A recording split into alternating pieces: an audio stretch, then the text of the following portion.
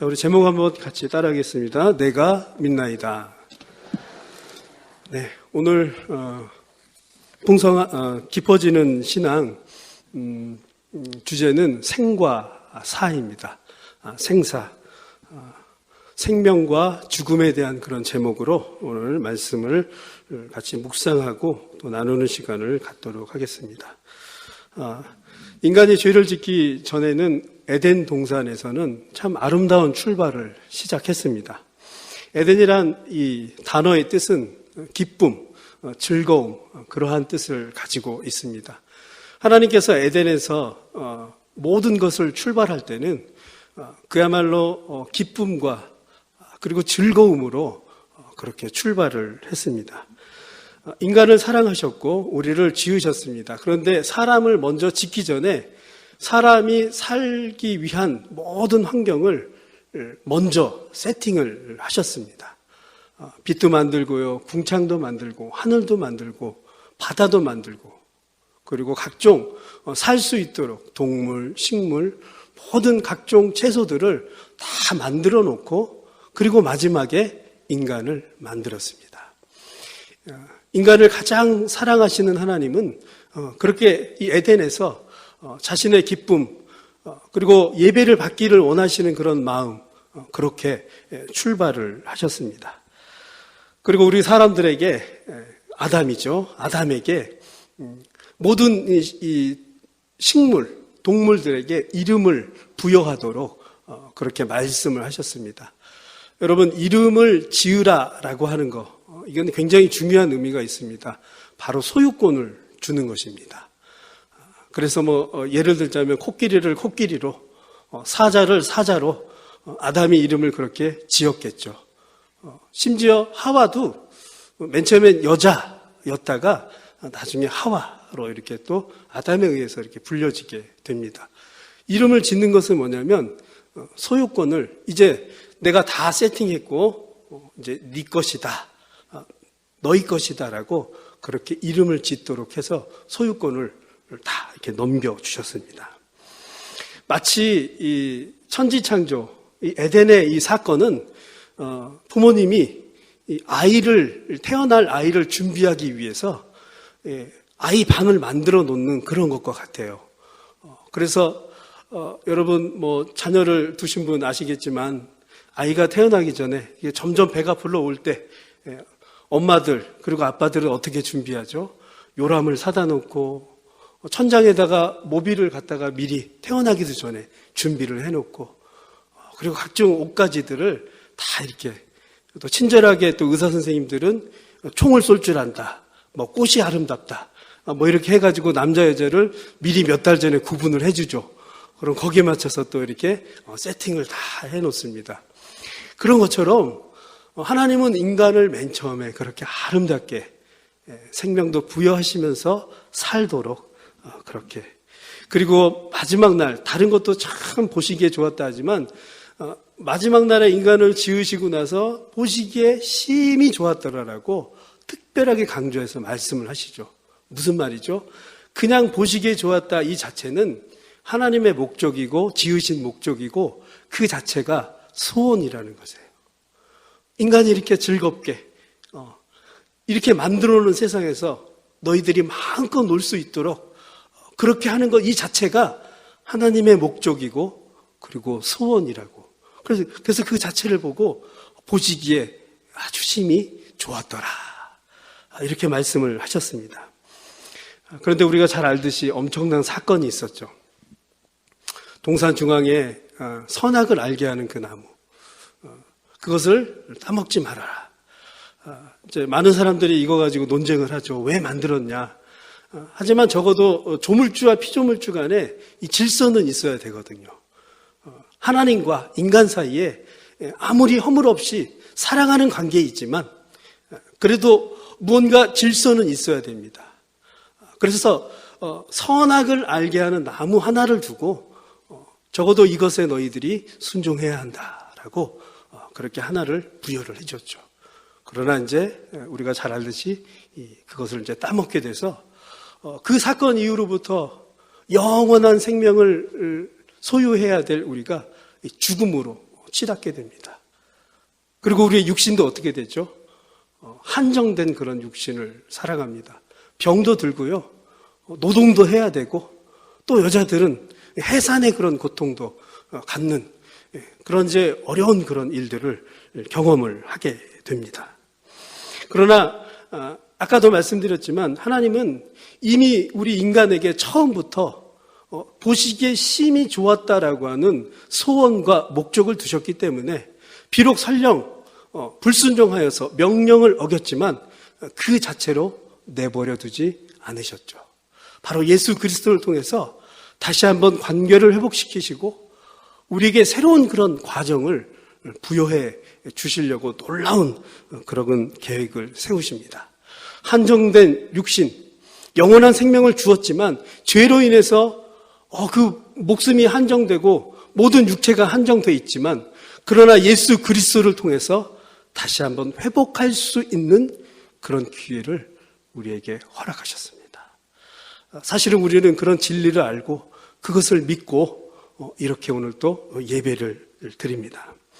오늘 본문은 그렇게 한정된 육체와 생명을 가지고 살아가는 우리 모두에게 너무나도 중요하고 너무나도 소중한 예수 그리스도 통한 그 진리의 선포를 오늘 본문을 통해서 우리가 깨닫게 되어야 할 것입니다. 이 본문의 배경이 되는 것은 바로 베다니입니다. 베다니는 예루살렘에서부터 약 한 3km 정도 떨어져 있는 여리고로 가는 길목에 있는 그런 작은 마을입니다. 3km면 여러분 성인 걸음으로 한 2시간, 1시간 반 정도면 닿는 그런 가까운 곳인 것이죠.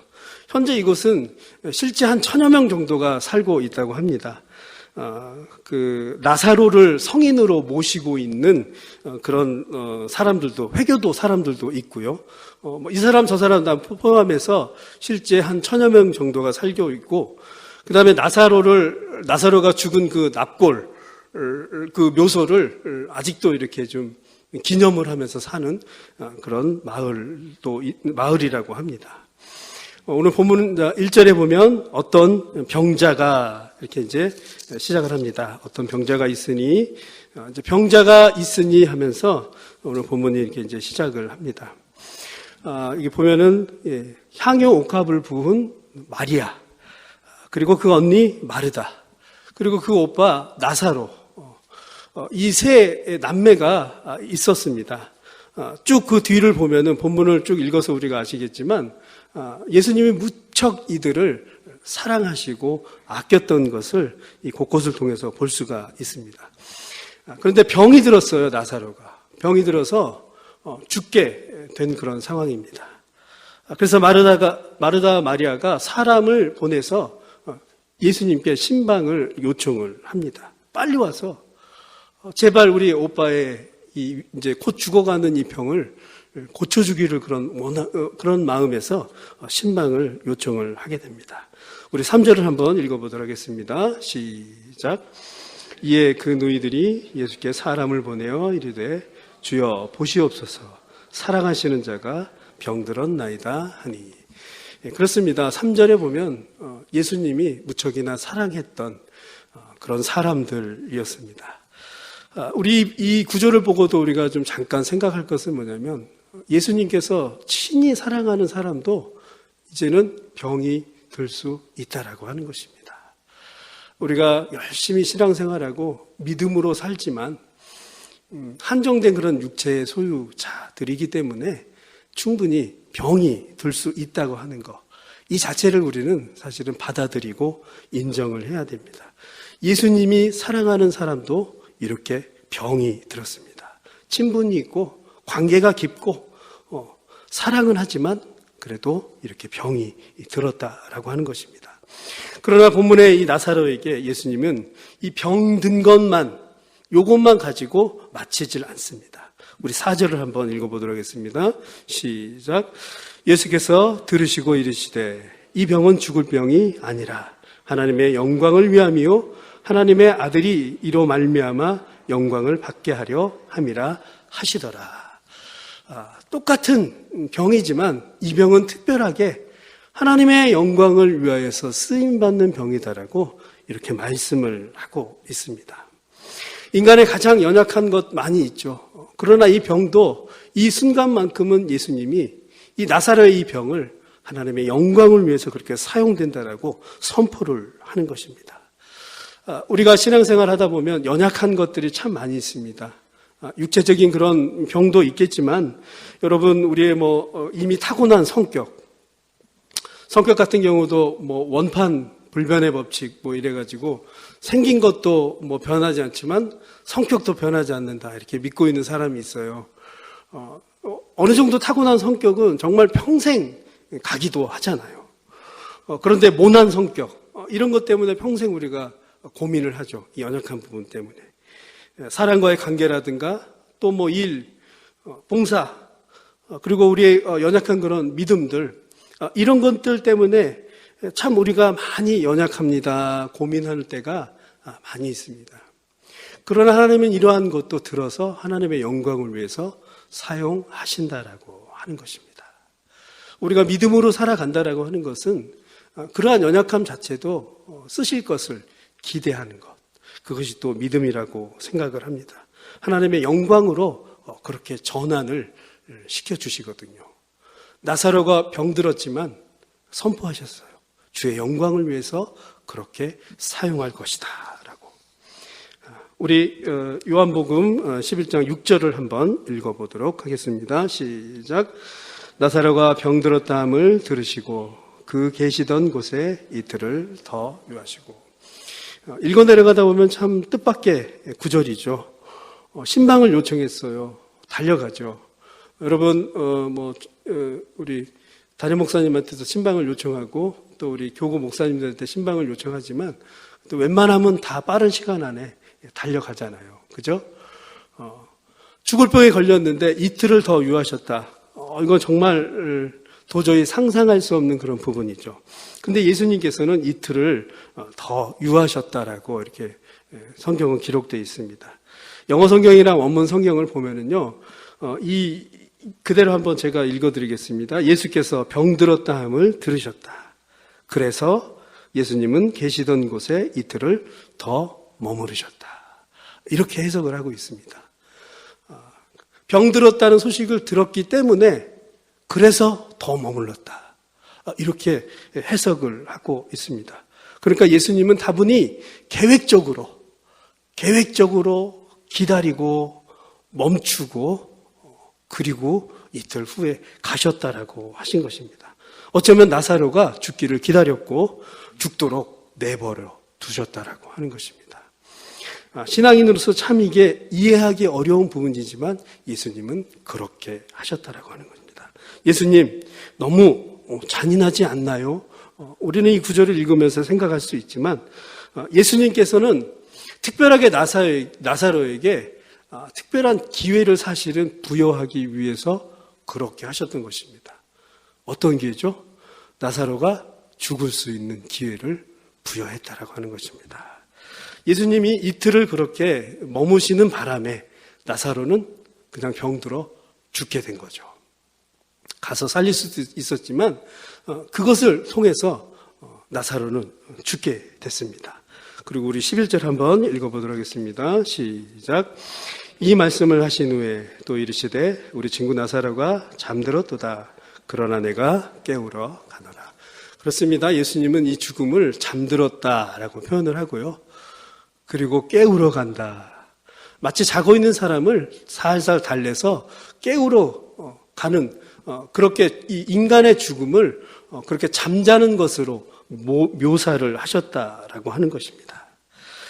나사로는 인간의 가장 큰 한계, 이 죽음을 경험을 했지만 결국 이 경험 뒤에는 자기가 다시 살아나는 부활을 경험을 했다라고 하는 것입니다. 한마디로 죽음을 이기는 경험을 예수님 때문에 그렇게 할 수 있었습니다. 그러면서 이 15절을 보면은 우리 15절 한번 읽어보겠습니다. 시작. 내가 거기에 있지 아니한 것을 너희를 위하여 기뻐하노니 이는 너희로 믿게 하려 함이라. 그러나 그에게로 가자 하시니. 그렇습니다. 이 사건을 통해서 사실은 예수님은 더 큰 것을 보여주기 위해서 아주 잠깐 사람 한 명이 죽는 것에 대해서 모르는 척 했다라고 하는 것입니다. 비록 죽었지만 이 사건을 통해서 무언가 큰 진리, 어마어마한 진리를 거기에 있는 모든 사람들에게 알리고자 그렇게 계획적으로 진행을 하셨다라고 하는 것입니다. 사랑하는 성도 여러분, 우리가 참 어려운 일을 당할 때, 물론 이 죽음 앞에서는 다 당황스럽죠. 어려운 일을 당할 때 참 우리는 조급하기가 쉽습니다.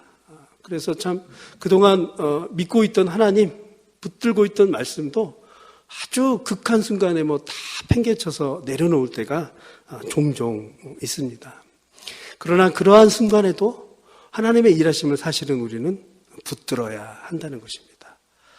물론 시간이 지난 다음에 주님의 인도함을 우리가 깨닫고 그제서야 하나님이 하셨구나. 나중에 우리가 고백하는 경우가 대부분이지만 어떠한 경우에서도 하나님의 일하심을 우리는 그렇게 붙들고 나아가야 한다는 것입니다. 예수님은 오늘 보면 인간의 아주 극한 한계인 죽음 앞에서도 잠잔다, 깨우러 간다. 왜냐하면 이 사망과 죽음에 대한 모든 권세를 예수님 자신이 손 안에 있었기 때문에 그렇게 표현하신 것입니다. 우리가 예수를 진정으로 믿는다면 어떠한 상황에서도 예수님을 그렇게 붙들어야 한다는 것입니다. 오늘 주제는 생과 사입니다. 삶과 죽음이죠. 그런데 좀 더 여러분에게 죽음에 대해서 이렇게 포인트를 더 두고 말씀을 진행하도록 하겠습니다. 인간에게 죄의 대가로 죽음이 주어진다는 것은 분명한 사실입니다. 그러나 하나님께서 우리가 미워서 그렇게 죽음을 주신 것이 아니라고 하는 것입니다. 왜 우리에게 한정된 이 죽음을 허락하셨는가? 아까도 말씀드렸지만 나사로는 이 죽은 기회를 통해서 부활을 경험을 했습니다. 즉 우리는 이 죽음이라고 하는 것을 통해서 사실은 새로운 몸을 얻기 위한 그런 기회가 부여된다라고 하는 것입니다. 주님께서 우리에게 약속하신 그 부활의 그 신앙을 붙들고 있다면 우리는 이 죽음이라고 하는 것을 통과를 하지만 죽음의 커튼 뒤에서는 어마어마한 영원한 생명이 기다리고 있음을 그렇게 약속을 해 주셨다라고 하는 것입니다. 여러분 만약에 우리가 죽지 않고 영원히 산다고 한번 상상을 한번 해보겠습니다. 병원 신방을 제가 자주 가는데 아마 이런 일들이 벌어질 것입니다. 병원 신방을 갔어요. 권사님이 아프셔가지고 병원을 하고 계세요. 병원에서 회복 중이세요. 권사님 김 목사 왔습니다. 제가 7만 번째 병원 신방을 하고 있습니다. 잘 마무리하시고 회복하시기 바랍니다. 김 집사님 병원 신방을 갔어요. 집사님 제가 병원 신방 왔는데 5만 번째 지금 병원 신방을 왔습니다. 잘 회복하시고 이렇게 또 쾌차하시기 바랍니다. 끝도 없이 계속해서 여러분은 이 육신의 아픔을 경험하면서 죽지 않고 계속 그렇게 살아갈 자신이 있을까요? 한정된 그런 삶의 어려움을 여러분 눈앞에서 죽지 않고 계속 볼 수 있을까요? 하나님께서 우리에게 어쩌면 이 죽음을 부여한다라고 하는 것은 새로운 회복을 주시기 위해서 그렇게 우리에게 죽음을 허락하셨다라고 하는 것입니다. 서울의 큰 교회에서 여러 가지 세미나를 열었어요. 젊은 부부들 학교를 위한 세미나도 막 성황리에 잘 되고, 직업 학교를 위한 이 세미나도 너무 잘 되고, 청소년을 위한 세미나도 너무 잘 됐어요. 죽음에 대한 세미나를 했더니 2주 만에 폐강이 됐대요. 사는 것도 힘든데 무슨 죽는 걸 생각을 하냐고. 많은 사람들은 사는 게 바빠서 죽음도 우리가 묵상하지는 않지만요. 사실 우리 믿는 사람도 죽음을 많이 회피합니다. 그리고 아마 이렇게 부활절이나 죽음에 대한 설교를 듣지 이렇게 평상시 때 듣는 경우도 아마 그렇게 많지 않을 것입니다. 왜냐하면 우리 한국적인 문화가 이 죽음이라고 하는 건 그렇게 좋지 않은 거거든요. 그래서 공동묘지도 보면 저기 막 멀리 가 있잖아요. 어디 외국 같은 경우는 뭐 이렇게 길 건너에 막 공동묘지가 있고, 심지어 교회 예배당 안에도 그렇게 또 사랑하는 성도들을 이렇게 모시는데, 우리 문화는 그런 죽음 문화하고는 굉장히 동떨어지기를 원하는 그런 문화적인 것도 있죠. 어느덧 그래서 우리는 죽음을 부정하는 그런 시대에 살고 있습니다. 두려운 것이기 때문에 그래요. 회피하고 싶어요. 난 아직 창창하니까. 장례식도 문화적으로 많이 틀려졌어요. 예전에는 제가 고등학교 때까지만 하더라도 동네에 이 장의사 가게가 있었어요. 그래서 사람이 죽으면은 병풍을 치고 그 뒤에다가 시신을 모시고 그렇게 3일장을 치렀던 게 제가 아마 고등학교 때까지 그렇게 기억을 저희 동네에. 근데 지금은 사람이 죽게 되면 어떻게 되죠? 바로 병원으로 이송을 합니다. 그래서 병원 안에서 다 장례가. 그래서 동네나 우리 일상에서는 죽음을 사실은 찾아볼 수가 없어요. 관계된 그 가족만이 죽음을 찾아볼 수가 없어요.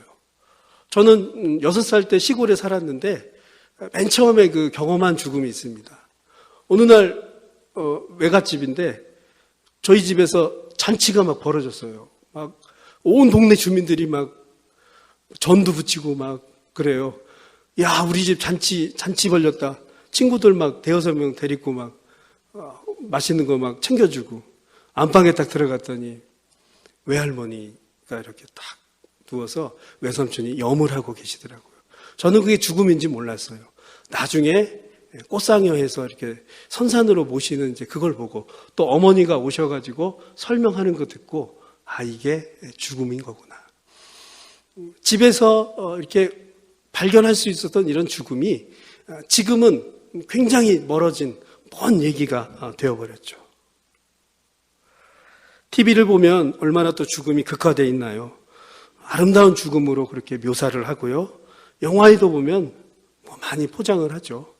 예를 들어 친구 영화 같은 경우도 마지막 죽을 때 고마해라, 많이 먹었다, 이러고 멋있게 막 죽잖아요.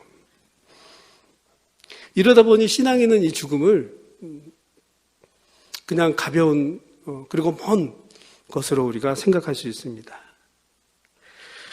우리가 잘 아는 타이타닉 영화를 보면은요, 죽음의 순간에도 몇 가지 부류의 사람들이 보여지더라고요. 자신이 살아보겠다고 어린아이, 또 여자들을 막 밀쳐서 구명보트에 타는 그런 수많은 남자들도 있는 반면에 또 의연하게 죽음을 맞이하는 그런 사람들도 있더라고요. 타이틀 보니까 배 선장 같은 경우는 죽을 때까지 내가 이 키를 놓지 않겠다라고 그 선장실에서 빠져나오지 않는 그런 선장의 모습도 있고요. 그 다음에 음악을 연주하는 이 악사들은 어떻게 하죠? 모든 사람들이 다 구명조끼를 입고 살려고 할 때 그들은 의연하게 죽음을 음악을 키면서 내 주를 가까이 하게 하면 십자가짐 같은 이 음악을 켜서 그들에게 오히려 위로를 주는 사람들도 있고요. 어떤 엄마들은 보면 아이를 침대에 눕히고 배는 점점 기울어서 물이 차는데 동화책을 읽어줍니다. 그리고 동화책 말미에 이 대사를 읽고 같이 죽습니다. 그리고 그들은 영원히 죽지 않는 삶을 살았단다. 의연하게 죽음을, 비록 영화이긴 하지만 죽음을 맞이하는 여러 부류의 사람을 이 영화를 통해서 발견을 하게 됩니다. 사랑하는 성도 여러분, 우리가 죽음을 맞이할 때 우리는 어떻게 맞이할 수 있을까요? 과연 이렇게 영화처럼 멋지고 의연하게 그렇게 맞이할 수 있을까요? 삶의 한 복판에서 신앙 안에서 죽음을 생각하는 것 아주 중요합니다. 오히려 우리는 말씀과 이 그리스도 안에서 이 죽음을 바라볼 때는요, 삶이 더 풍성해질 수 있습니다. 부활절이 아닌 지금 죽은 나사로에 대한 설교를 하는 이유가 바로 그런 이유인 것입니다. 죽음 자체는 사람을 죽게 만듭니다. 그러나 믿음으로 믿음으로 또 말씀으로 이 죽음을 바라봤을 때요, 우리가 살아가는 하루하루가 달라질 수 있다라고 하는 것입니다. 새로운 삶을 살아갈 수가 있고요, 이미 하나님이 우리에게 부여하신 하나님의 나라를 맛보면서 기쁨과 감사로 매일매일 주신 생명을 가지고 그렇게 살아갈 수 있다라고 하는 것입니다. 어떠한 죽음의 공포도 더 이상 그것이 공포이고 남의 이야기이지, 하나님의 나라를 바라보면서 주님이 주신 이 부활의 신앙을 우리가 붙잡으면서 힘들지 않게 그렇게 살아갈 수 있다라고 하는 것입니다. 그렇습니다. 사람은 모두 죽게 됩니다. 그러나 그 마지막 순간에 부활을 바라보면서 부활의 신앙을 우리가 꿈꾸면서 그렇게 살아간다면 바로 오늘 하루가 귀하고 소중한 그리고 의미 있는 그런 하루가 될 것입니다. 요한복음 5장 24절 우리 한번 읽어보도록 하겠습니다. 제가 읽겠습니다. 좀 멀리 있으니까요. 내가 진실로 진실로 너희에게 이르노니 내 말을 듣고 또 나 보내신 이를 믿는 자는 영생을 얻고 심판에 이르지 아니하니 사망에서 생명으로 옮겨졌느니라. 부활신앙을 갖고 있는 사람은요, 그야말로 사망에서 생명으로 옮겨지는 그러한 믿음을 붙들고 살아간다는 것입니다. 사랑하는 성도 여러분, 이러한 믿음을 붙들고 살아가시기를 간절히 바랍니다. 우리가 힘들고 어렵고 또 육신은 공고해서 그 어르신들은 이렇게 내일 내가 눈을 뜰 수 있을까 뭐 여러 가지 농담도 있긴 한데요. 어떻게 보면 그런 어려운 부분들에 있지만, 그러나 여러분, 예수님께서 우리에게 부여하신 부활의 신앙을 붙들고 있다면 하루하루를 의미 있게 그리고 소중하게 살아갈 수 있다라고 하는 것입니다. 인간이 어찌할 수 없는 이 죽음, 사망 앞에 이 하나님 되신 이 예수 그리스도, 그분을 붙들어야 합니다. 오늘 마리아 마르다에게 이렇게 선포하셨습니다. 우리 25절입니다. 한번 읽어보도록 하겠습니다. 시작. 예수께서 이르시되 나는 부활이요 생명이니 나를 믿는 자는 죽어도 살겠고, 26절까지 시작. 무릇 살아서 나를 믿는 자는 영원히 죽지 아니하리니 이것을 내가 믿느냐.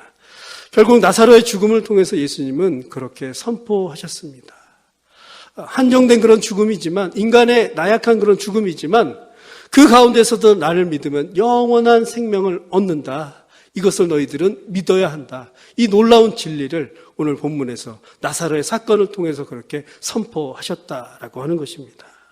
이것을 바라본 이 주변의 사람들, 그리고 제자들, 마르다, 마리아, 이전에 그 어떤 진리보다도 정말로 인간의 가장 깊은 고민과 어려운 문제를 해결받는 그런 순간이었습니다. 죽음을 이기고 사망을 이겨내는 그런 놀라운 진리를 오늘 이 본문을 통해서 그렇게 그들은 부여받았다라고 하는 것입니다. 이것을 믿느냐? 이것을 믿느냐? 우리에게 그렇게 또 질문을 하실 것입니다. 사랑하는 성도 여러분, 우리는 이것을 믿어야 합니다. 이것을 믿고 살아가는 사람들은 하루하루의 삶이 그렇게 또 달라질 수 있다라고 하는 것입니다. 27절 그렇게 해서 내가 믿습니다라고 그렇게 고백을 합니다. 예수님은 인간의 죽음 앞에서 더 이상 협상하거나 조율하지 않습니다. 그냥 생명의 주인이시기 때문에 선포하셨습니다. 고린도전서 15장 55절에서 57절을 보면 사망아 너의 승리가 어디 있느냐? 사망아 내가 쫓는 것이 어디 있느냐? 사망을 꾸짖고 훈계를 합니다. 사망이 쏘는 것이 죄요, 죄의 권능은 율법이라. 우리 주 예수 그리스도로 말미암아 우리에게 승리를 주시는 하나님께 감사하노라. 전능하신 하나님께서 인간의 한계인 이 사망에 대해서 사망아 너의 승리가 어디 있느냐, 너의 쏘는 게 어디 있느냐, 모든 것에 이 죽음의 승리이신 주님께서 그렇게 말씀을 하십니다. 우리는 그러한 주님을 붙들고 살아야 한다는 것입니다. 빌립보서 1장 21절 이는 내게 사는 것이 그리스도니 죽는 것도 유익함이라. 그래서 부활신앙을 믿는 사람은요, 우리가 살아가는 이 자체도 그리스도 때문에 유익하고 좋습니다. 그러나 죽는 것도 더 유익하다는 것입니다. 이것이 부활 신앙을 갖고 있는 사람의 아주 놀라운 진리인 것입니다. 사는 것도 그리스도 때문이요, 죽는 것도 그리스도 때문이라는 것입니다. 죽음을 초월한 그러한 신앙인 것입니다. 사랑하는 성도 여러분, 말씀을 마무리하겠습니다. 오늘 이 본문을 통해서 우리가 정말로 더 단단한 그런 부활 신앙을 여러분의 마음속에 소유하시기를 바랍니다. 어떠한 상황에서도 사망을 이기시고 사망을 좌지우지하시는 그 예수 그리스도 하나님을 붙드시기 바랍니다. 주께서 죽음을 다 해결하셨습니다. 다 이기셨습니다.